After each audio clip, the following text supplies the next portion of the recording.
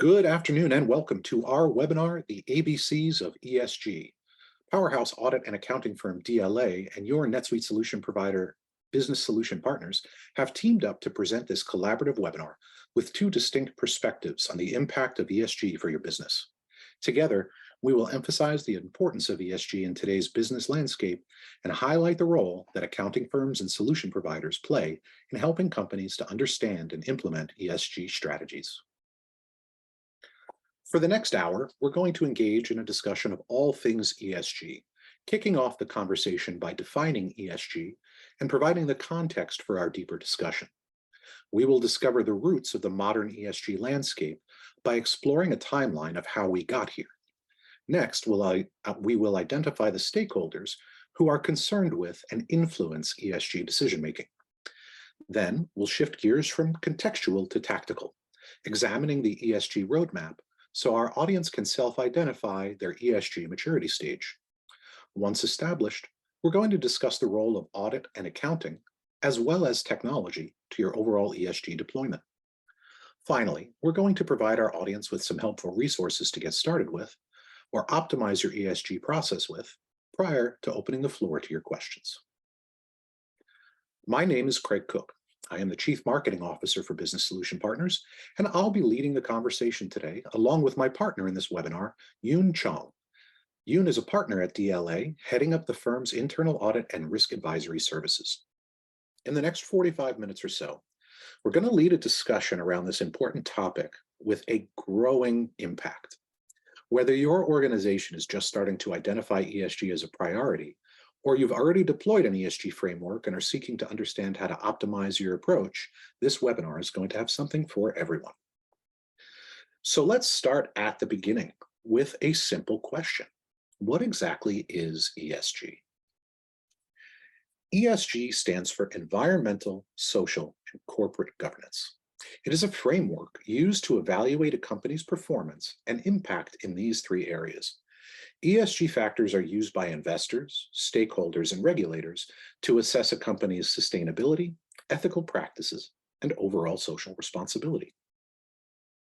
Environmental factors include a company's impact on natural resources, energy efficiency, carbon emissions, waste management, and other environmental risks. The E in ESG impacts decision-making across the operational side of the business and is driven by innovation. Think about the advances in material science that have reduced the weight of packaging materials and the scalable global impact this has on freight weight, which in turn has reduced fuel consumption. So whether you're choosing which raw material supplier to use or whether to invest in replacing your old incandescent lighting with LED, taking into consideration the impact your business has on future generations is the domain of the E in ESG. Social factors encompass a company's treatment of employees, labor practices, diversity and inclusion, community engagement, human rights, product safety, and social impact. Often referred to as social responsibility, modern companies strive to provide both a positive workplace and a positive worldview. Organizations are encouraged to provide a work environment that is inclusive, safe, and fair, and project a public image of caring and strength.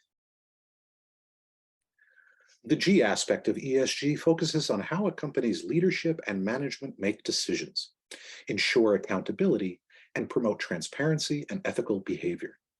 It includes considerations related to corporate governance structures, board diversity, executive compensation, risk management, internal controls, and overall business ethics.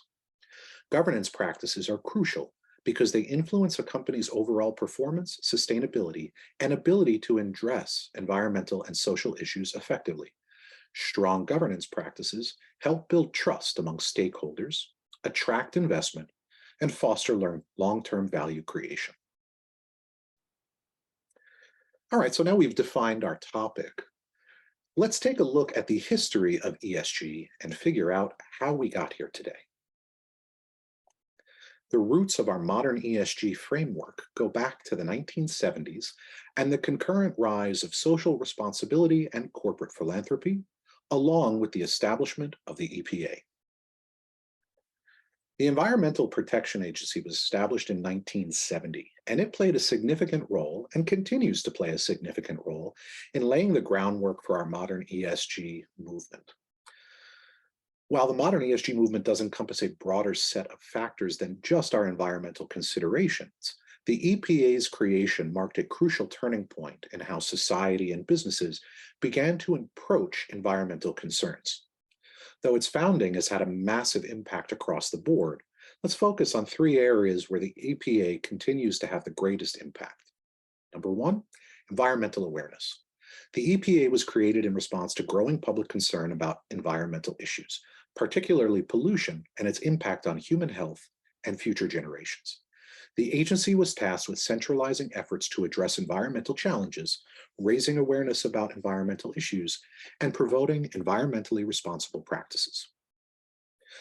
Number two, the EPA also established a regulatory framework for the first time.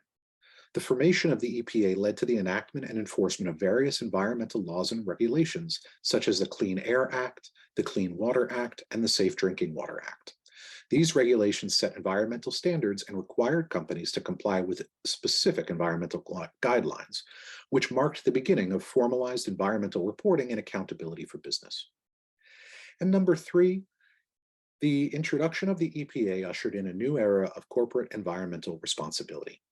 With the establishment of the EPA and the introduction of regulations, businesses were now required to take responsibility for their environmental impact.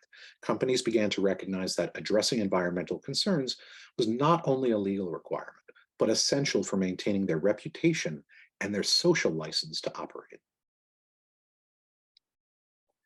In 1982, the Calvert Social Investment Fund was established as one of the pioneering organizations in the field of social responsible investment, or SRI. It played a crucial role in shaping the ESG landscape in several ways. Primarily, CSIF brought the concept of socially responsible investing to a broader audience, mainstreaming ESG considerations. Calvert has had a lasting impact on corporate behavior, establishing baseline KPIs still measured today, and has had a significant impact on ESG regulations and policymaking.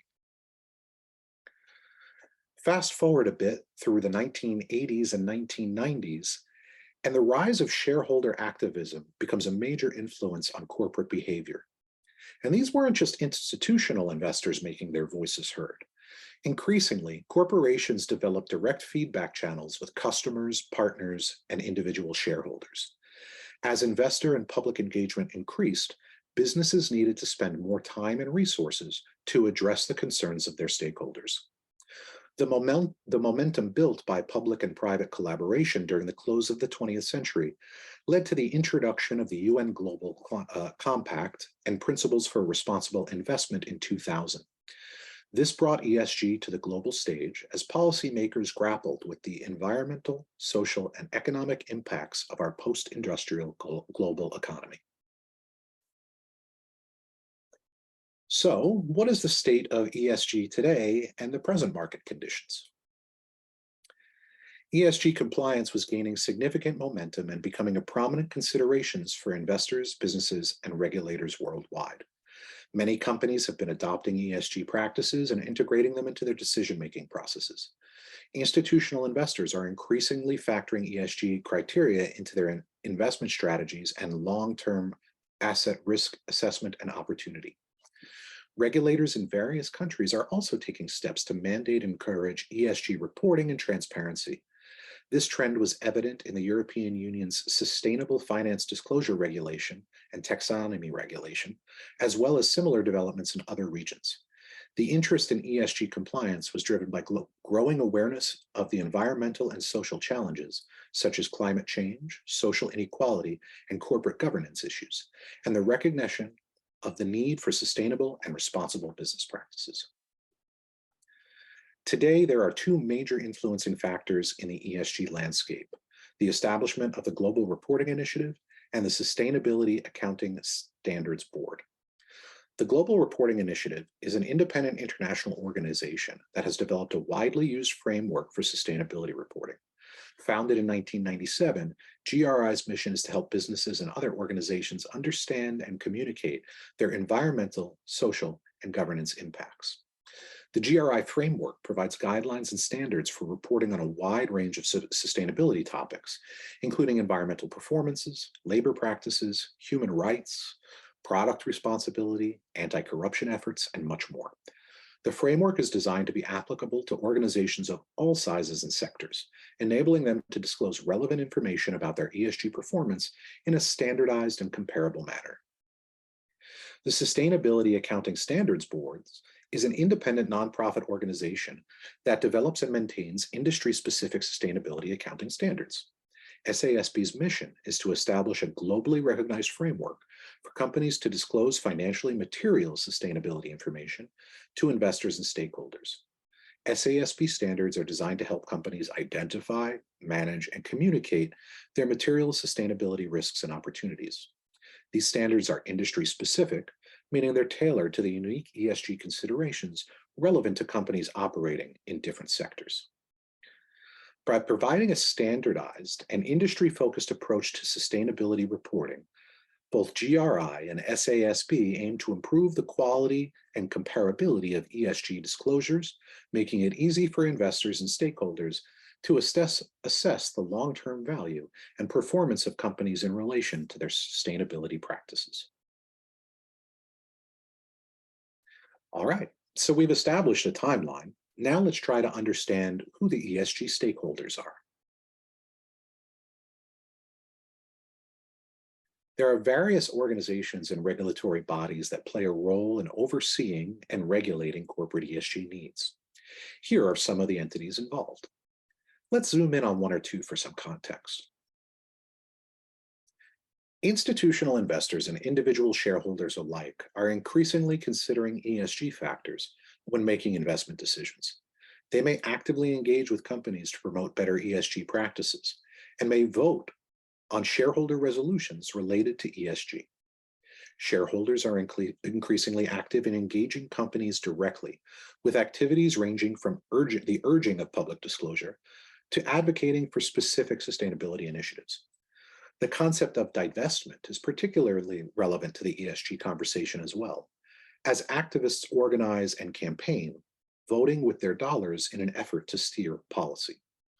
Another area of risk that is that of organized legal action. There is precedent for shareholders and/or institutional investors pursuing breach of fiduciary duty related to ESG matters. This legal pressure can incentivize companies to take ESG issues seriously and implement better practices.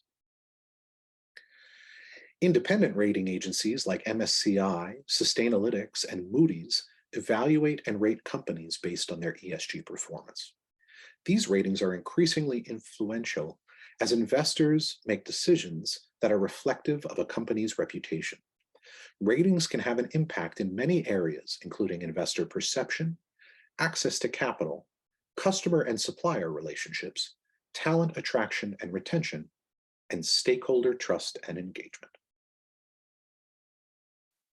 Fantastic. So I think now we have the context to continue our conversation. Let's shift our focus from contextual to practical as we move forward and examine the ESG roadmap. This is a great opportunity to introduce my partner on this presentation, Yoon Chong, partner at DLA and a lead advisor for their internal audit and risk advisory services. Yoon, welcome to today's webinar. I'm sure our audience is excited for your contributions. First up, can you tell us a little bit more about yourself and DLA before we dive into the ESG roadmap? Thank you very much, Craig. Good afternoon, everyone. Morning. DLA is a advisory firm. We service most of the C-suite offices, boards, to provide independent advice in the areas of finance, risk management, as well as operations. Among other services that we provide includes Sarbanes-Oxley related services, enterprise risk management services, internal audit services, and we work with a variety of clients across the financial services, real estate, as well as manufacturing industries. I'm proud to say, in our 20th plus years, we have experience in all areas of risk management, including most recently, most notably, ESG. Thank you very much, Craig. Excellent. So Yoon, thank you for your introduction. Let's get into the meat and potatoes here. First, in welcoming you to the conversation, I'd like to help our audience understand what ESG requires of us. So why don't we take a look at some of the factors of ESG? And I'll let you take this first slide. What does ESG require of us? Environmental responsibility is all about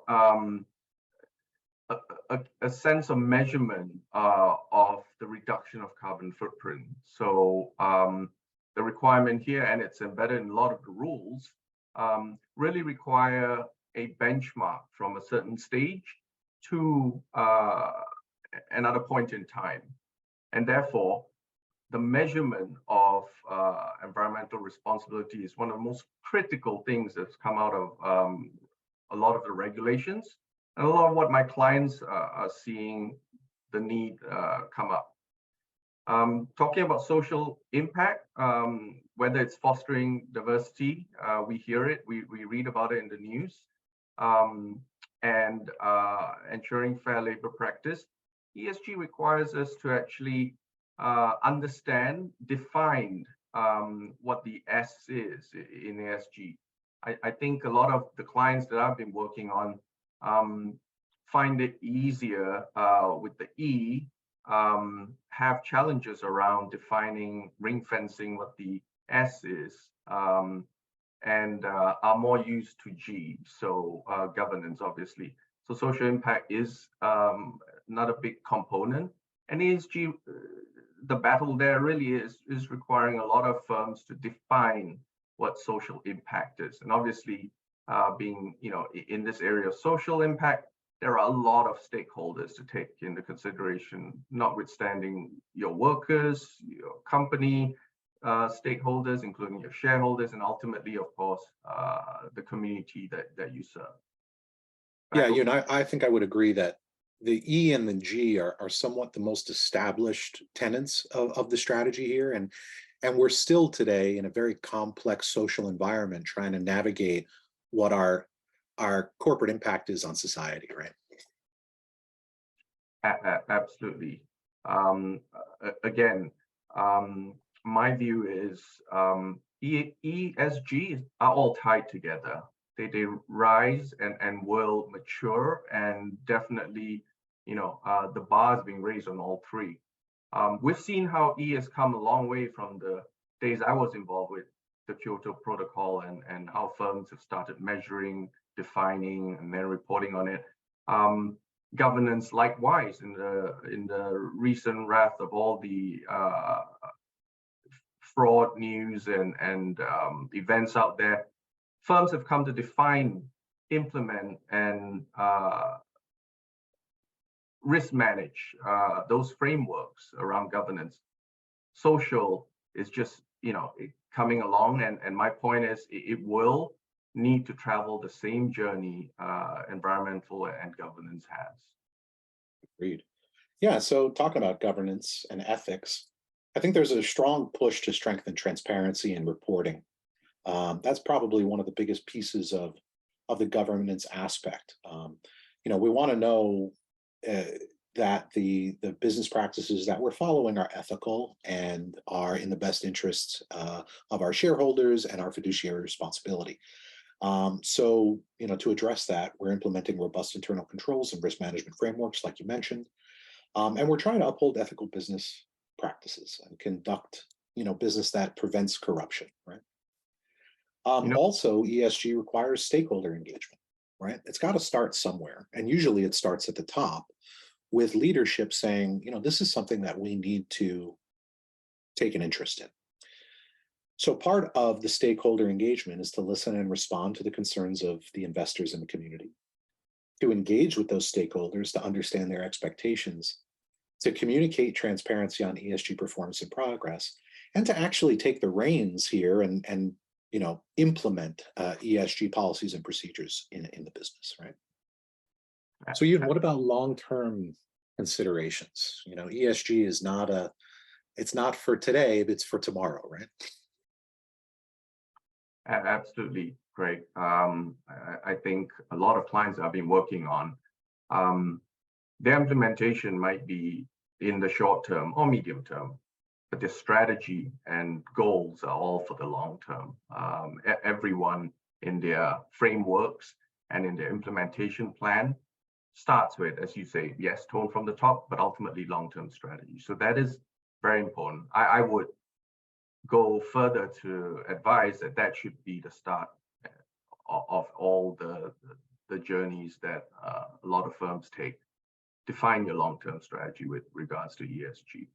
Yeah, we're going to get into that as we dive into the roadmap in just a couple of slides from here. But that's an excellent point that, the whole process of addressing ESG needs starts with acknowledging, identifying, defining, and then, putting policy into place, right? So how does data and reporting, influence ESG, and what's kind of required on that side of the equation? I think this is emerging to be front and center, the most important part of where ESG is evolving to right now in terms of compliance and regulation. With a lot of the firms out there firmly establishing frameworks, strategies, having teams being designated, the focus really is on the accuracy, completeness, and assurance around the data and reporting, because ultimately the time is up for publishing all this data. Questions now, and we read it in the press and all, are focused around, are the firms reporting the right amount of data, number one, completeness, and secondly, are the firms reporting accurate data, number two. And those questions are not meant to be surface-y questions. As far as the clients I've been working on, they've been very astute to see that shareholders, stakeholders, and obviously regulators are looking under the hood to really understand how your data is being sourced, is being captured, and ultimately what are the data integrity issues that might, a firm might face. All these questions starting to bubble up.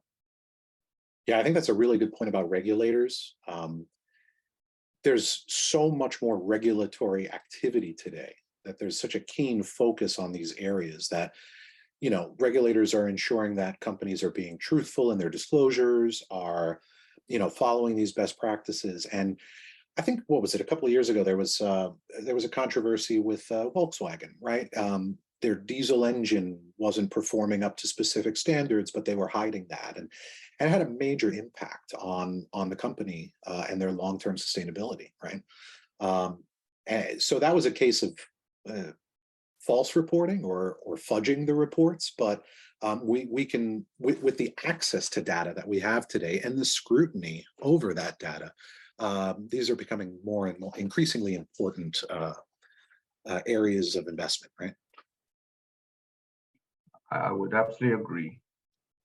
All right. So I was going to talk about risk management, but this is your area of expertise. So I'm going to let you go off on risk management. Sure. Risk management is what we would consider to be the key mitigating factor for a lot of firms that are growing, maturing, and building out their ESG practices. Now they've decided on a journey. Let's start with the one I'm perhaps more used to. When we are called in, when there are problems, when there are issues, it's usually because the infrastructure, the framework is lagging behind the practices. So an example, one of the clients I'm working on right now has had collected a lot of data around ESG. They've started publishing and only find themselves asking questions on, do we actually have the right systems? How come I'm seeing all these spreadsheets and trying to reconciling is taking a lot of time? So risk management is if you might, the start of that process thinking around, do I have the right systems in place? Do I have the right processes in place? And ultimately, more importantly, a lot of, again, when you look under the hood, questions around, do we have the right people who understand what ESG is on?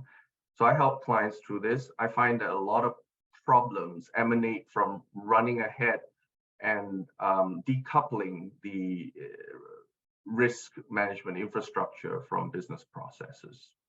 And then ultimately, the regulators, if anyone, if not the stakeholders, all would like to see a sustainable ESG program.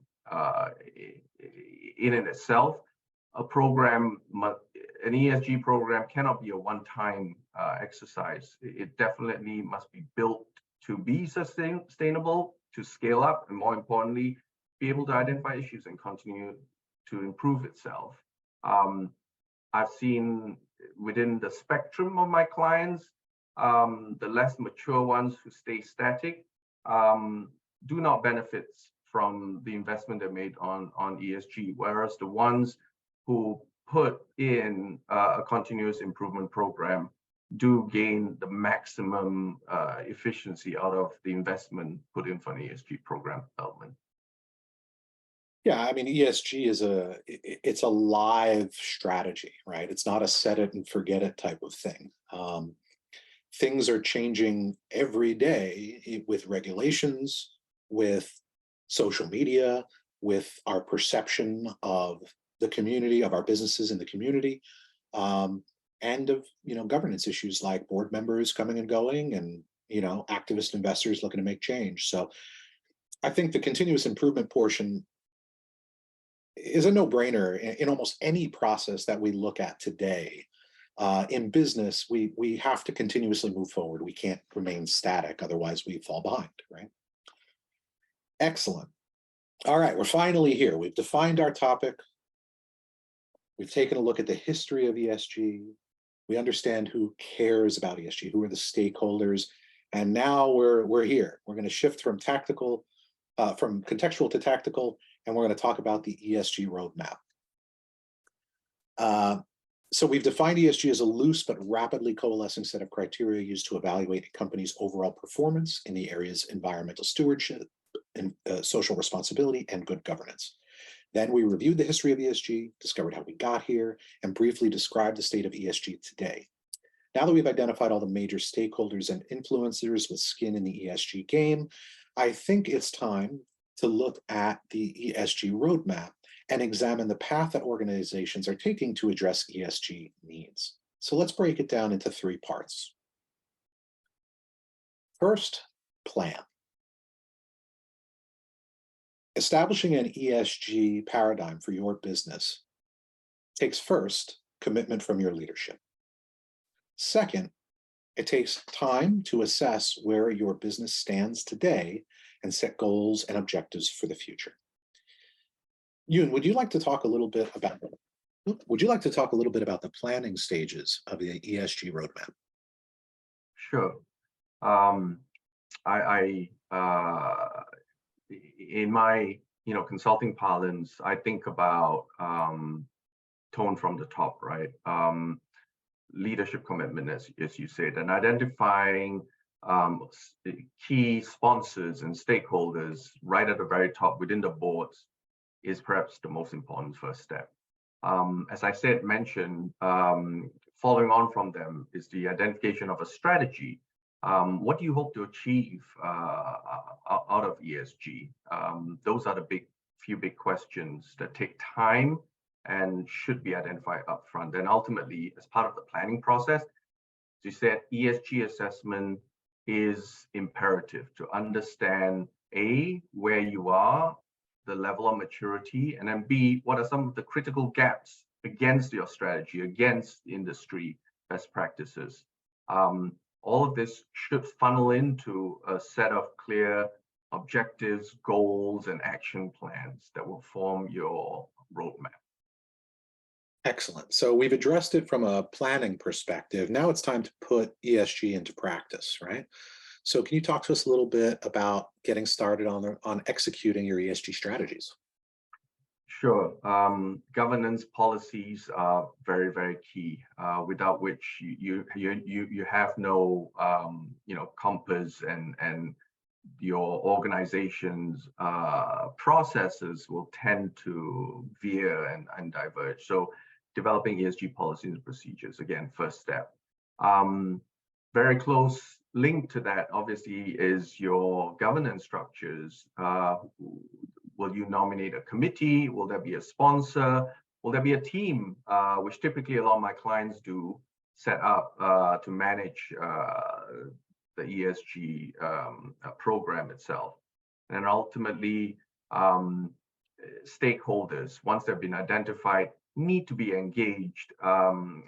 Otherwise, again, there will be incongruence with their expectations and where the program's headed. As is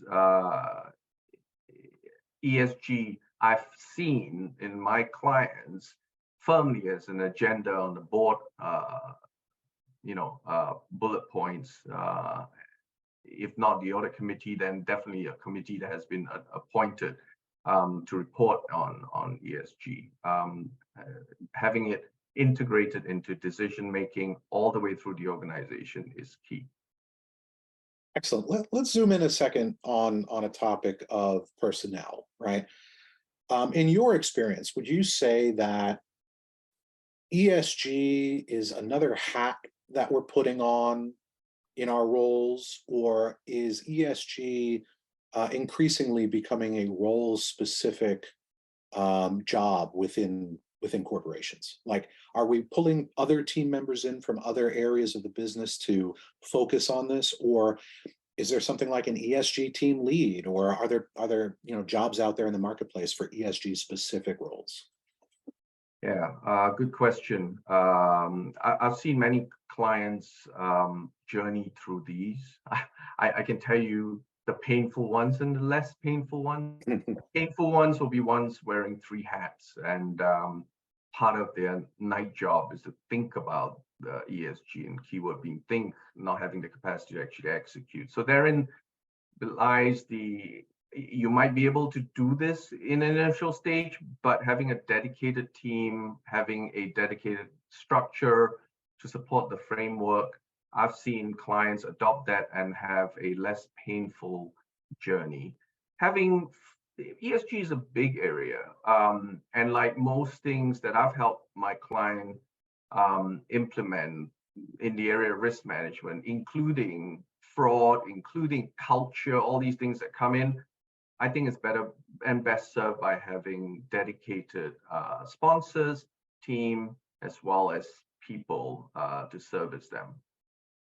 All right, believe it or not, we still got a ton of content to get through. So I'm going to move forward to what I guess is the final stage. And I don't know if this is a linear thing or what we're really looking at here is a feedback loop, right?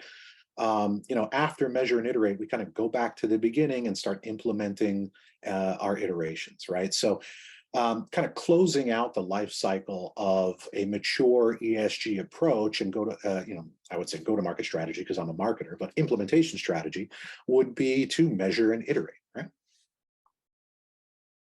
Absolutely agree. And again, this part is where I see a lot of call it action or focus right now. It is the area that everyone is very, very razor sharp focused on getting right. Yeah, iterative improvement coupled with a changing regulatory environment and changing social impacts makes this a complex topic to really get our hands around. So I think I'd like to move on from this topic and start getting into some of the support and the capabilities around ESG, including the role of audit and accounting and the role of technology. So why don't we take a glimpse at the role of audit and accounting in ESG? And I'm going to hand this portion of the presentation over to you, sir. Right. Nomenclature aside, the role of accounting and internal audit and control can be all and summarized in the area of ESG assurances. That's the word we use and I used here. ESG assurance it is all and more about providing coverage on the implementation as well as the execution of the program itself. Here, internal audit. Some of my clients have taken independent consultants. Some of them have an internal audit department that does it, and some of them have designated independent teams that are actually doing all of this. So synonymous. But here's where an independent internal audit function can assist the firm as it rolls out the program. First and foremost, it should be involved. It should have a seat on the table, because internal audit, for one, and these independent teams and advisors have the broadest view on the firm. They're also independent, secondly. And thirdly, more importantly, they are well versed with risk mitigation procedures. So as you put a process in place, you're thinking about, or we think about, what are the controls in place to make sure that process goes smoothly, and what are the controls in place to detect if those controls go, out of sync. You can also, internal audit can also review the specifications and implementations of systems that a lot of my clients are implementing. Again, don't want to downplay that. You might have teams implementing ESG programs and systems. You do need an independent party to verify and validate that the specifications are up to scratch, in line with industry practices, and then do a post-implementation as well, just to make sure that the system has been implemented. Over the next slide, a good segue, I've talked a lot about it. Again, this is where a lot of the assurance is focused on. ESG now involves a lot of significant data collection, and hence accuracy, completeness is again front and center. Regulators are very focused on it, and they will only continue to raise the bar on this. Regulators take a lot of well-known data-related principles and framework. Some of the financial services companies like banks and all are used to. They're applying it now to ESG, whether it's questions on data integrity, whether it's questions on controls around errors, and obviously ultimately questions around systems implementation. All those are being asked. Over the next page, the last one, internal audit can obviously perform a sweep periodically to comply with the procedures, which should require an internal audit once every year or so. And then secondly, and most importantly, as the SEC comes up with the rules and regulation, auditors will require assistance, not only from internal audit, but from management, to give assurances around it, whether they by themselves or in conjunction with management and internal audit, in my opinion, in a kind of like Sarbanes-Oxley-SOX like requirement. Hope that helps. Excellent. Another big area that we've come back to over and over and over again, which you've defined as kind of a core tenet of an ESG practice, is addressing risk management, right? And addressing risk management through data and data capabilities, reporting, to get a clearer idea of risk, right? Yes. And again, I do spend a lot of my time here trying to align risk and data management.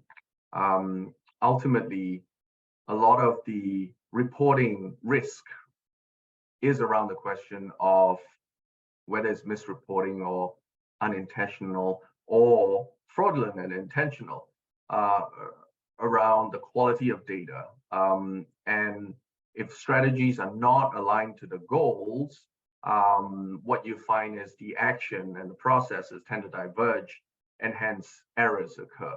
Similarly, an ESG strategy has to be data-driven because there's a lot of data to be collected. a lot of data to be measured and reported on. And then finally, I think firms can't escape from the fact that regulations will go down that road and will require for completeness and accuracy of all the data, in the ultimate goal to make sure investors get the correct information.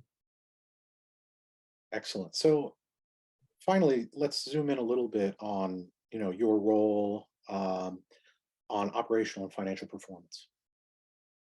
Yeah. Back a couple of slides, I've mentioned painful and less painful roads I've seen in roadmaps. I think with respect to operational and financial performance, if the firm wants to maximize its investment, wants to make as efficient as possible its operations around ESG compliance, then I think it has to think about a lot of the systems that it brings in, a lot of the manual versus automated processes, because as I said, I am called in to deal with a lot of issues when a program has ventured too far without the appropriate risk management infrastructure. And what I see is that there's a lot of manual work around to either clean up and or fix errors. So I think I would say in summary for all of this, operational and financial performance, if done right, can unleash, I think, a lot more value than initially just diving into it, not aligning it very, very well with your ESG programs, as well as not having the right systems in place underneath that. Excellent. So thank you for your expertise around audit and assurance and the role that audit and accounting plays in your ESG deployment. Now let's shift gears a little bit and talk about some of the technologies that are becoming important in the ESG landscape. So as the world has increasingly recognized the importance of environmental, social, and governance factors, organizations are striving to integrate sustainable practices into their operations. ESG compliance goes beyond mere legal obligations. It reflects an organization's commitment to long-term sustainability and responsible business practices.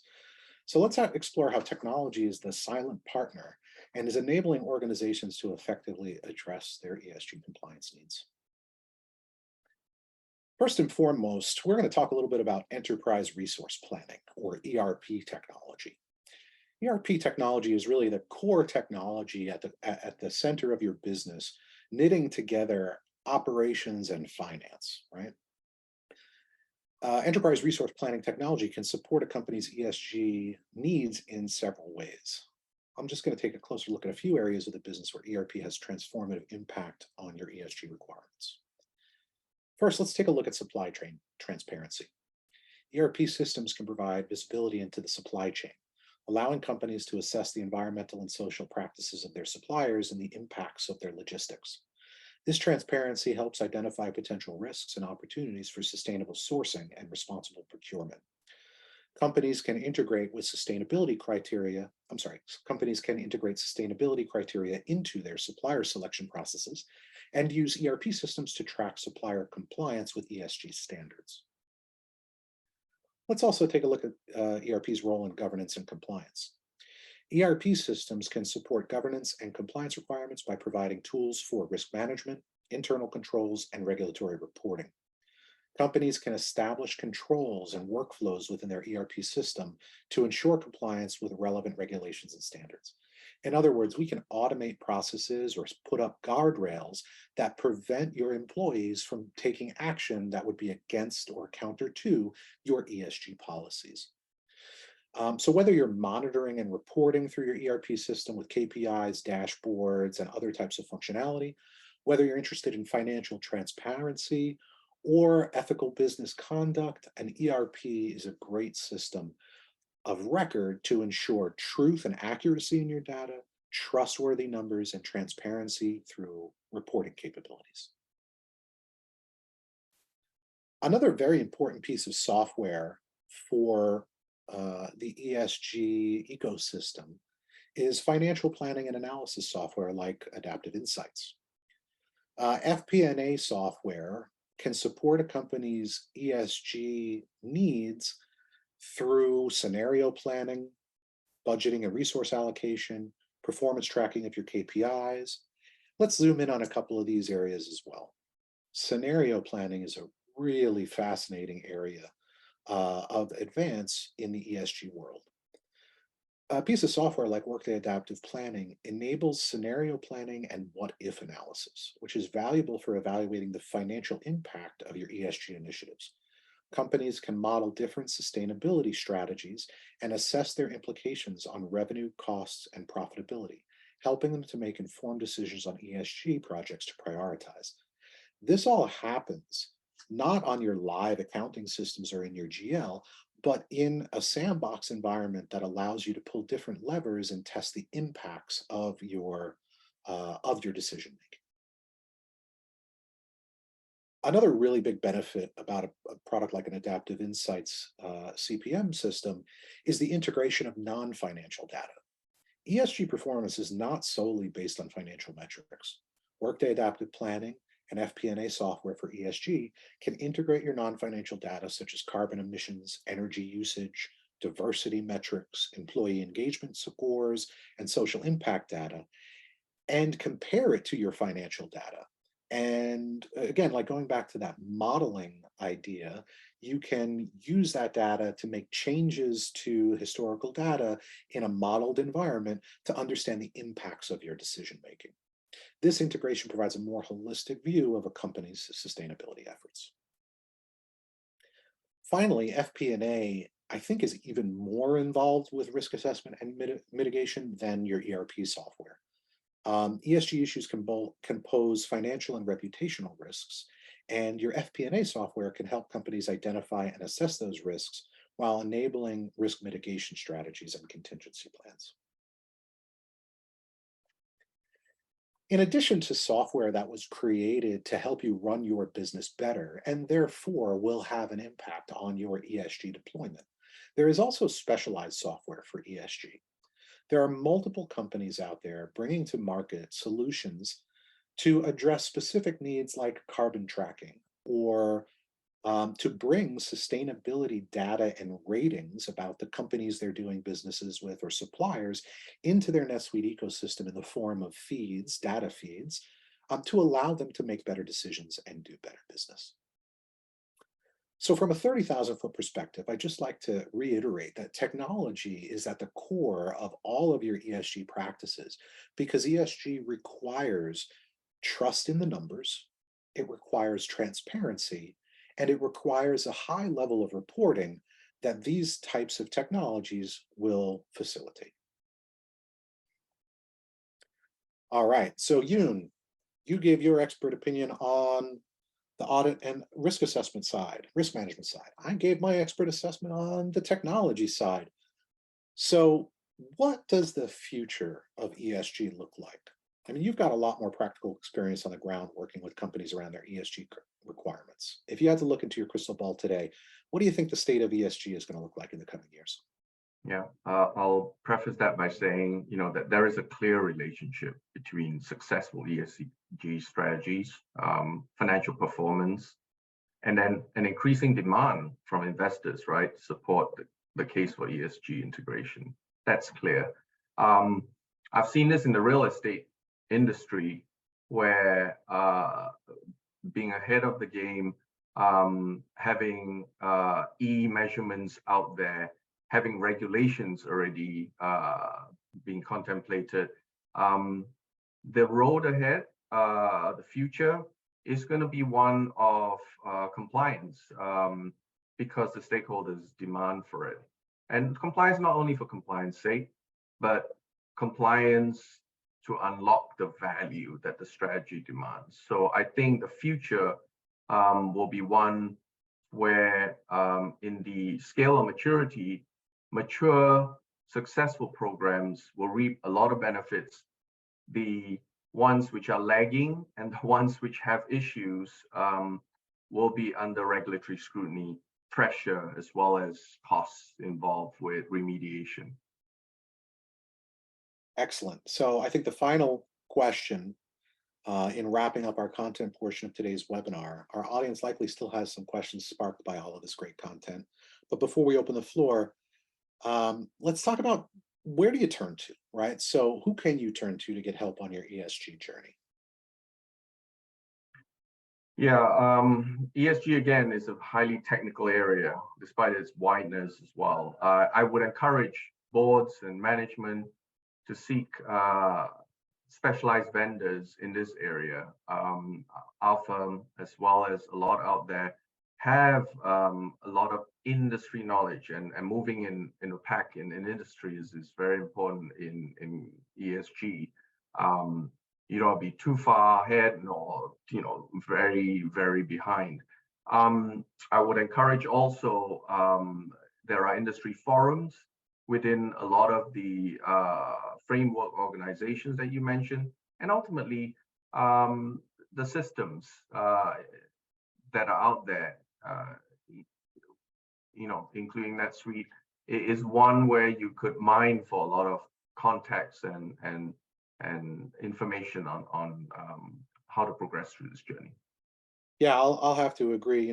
If number one, if you're looking for help immediately, you have two people on this call right now that are standing by, ready to help you. So Yoon and DLA have a very well-established ESG practice. They've helped hundreds of customers address these issues, and they are a leader, a thought leader, and an industry leader in the ESG sustainability practices. So we're going to have some contact information at the end of this for DLA and for the technology side.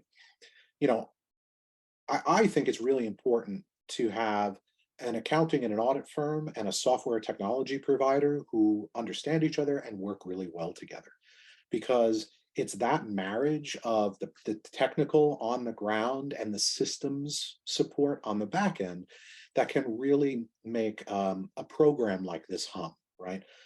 We will decrease the time to deployment when we have knowledgeable resources who have done this in the past with other organizations working on projects for your business, right?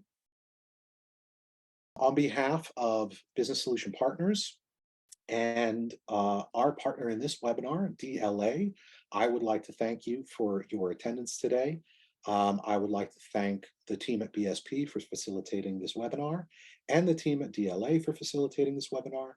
And I'd like to give a special thanks to Yoon for his participation today. Thank you so much for your thought leadership, and we really appreciate you coming out and hanging out with us on this webinar. Welcome.